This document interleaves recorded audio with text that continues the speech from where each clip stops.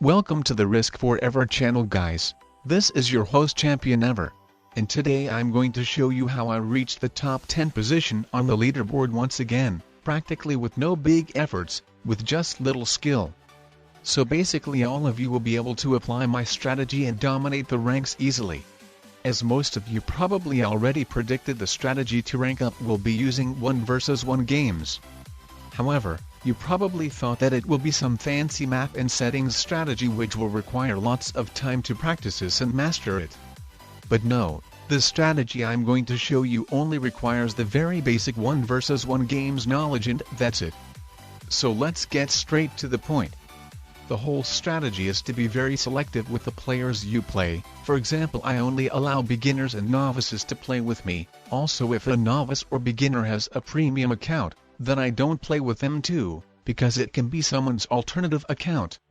How to recognize the premium accounts, some of you might ask. Look, the premium accounts have a wreath around their avatar. I'm showing myself as example. And the accounts who are not premium don't have the wreath around their avatar. Look at my opponent, for example. Very simple to tell the difference. Anyways, when it comes to the map or specific settings, I don't think it really matters a lot.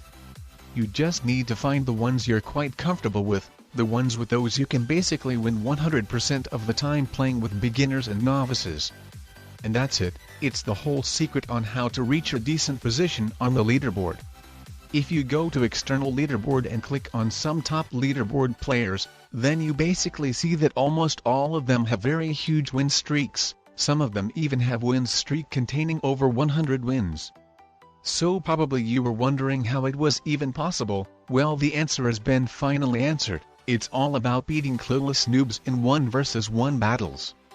And you don't even need any fancy map or a very good strategy to achieve it. To prove that, I was just simply playing on classic map, with the settings I think would be the least dependent on luck. I was playing with manual setup, fog of war, progressive cards, 60 seconds per turn and balanced blitz. But as now you know, it's really all about playing with novices and beginners only. Also, another tip I can give you is if your name is very recognizable as mine, then when playing, you can change your name to your risk-generated name in settings. So that will decrease the chances for you to lose even more. But yeah guys, just basically use any map and settings you're very comfortable with and just play with novices and beginners only, and soon enough, you will reach the leaderboard too. Top 500 is very easy.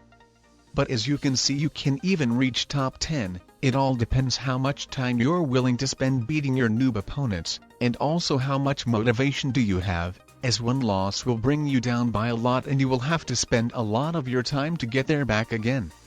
As of now, I see there's a tough competition going on for the top 10 position on the leaderboard, and probably the competition will be even bigger after this video. But you could get very easily to the top 50 now. To rank up, you can just simply play on classic map with the settings I played. You don't need any fancy maps, it's all about being selective with your opponents.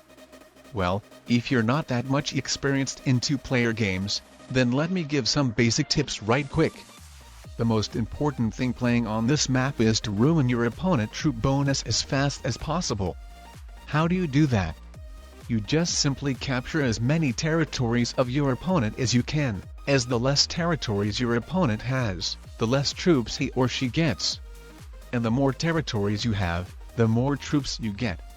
So usually you will want to put your troops to one big army, or 2 different ones.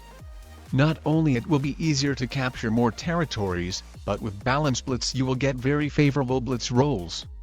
Rookies will usually split their troops to multiple different armies and won't capture a lot of territories at all. So you get to beat them easily in a very short amount of time. Also, when picking territories, if you're going first, then make sure that as many territories of yours as possible would be connected with each other, so a lot of your opponent territories will be connected as well, meaning that you will be able to capture them very easily, taking the advantage over your opponent immediately. And when you're going second, then your goal should be that as less territories of yours would be connected to each other, so for your opponent it would be very hard to capture a lot of them, so he couldn't take the advantage over you. But don't worry, Almost all of the rookies don't realize that they must capture as many territories as possible. They just simply place their troops in the continents they want to go for and just capture them, which you can very easily invade in the next turn. Well, sometimes you don't necessarily have to invade your opponent's continent, as for example, let's say your opponent captured Australia and left all of his army blocked in it, then obviously you don't want to unleash it. So yeah, anyways, what I want to say in the end, that I think the separate leaderboards for 1 vs 1 and multiplayer games are really needed. As 1 vs 1 players are taking highest places on the leaderboard, while people who only play multiplayer games have no chance to compete against them at all. So the ranking isn't that much fun anymore for the players who play only multiplayer games. Lots of people then just start to limit their games to unranked, or just create a new account and try to reach the Grandmaster rank once again.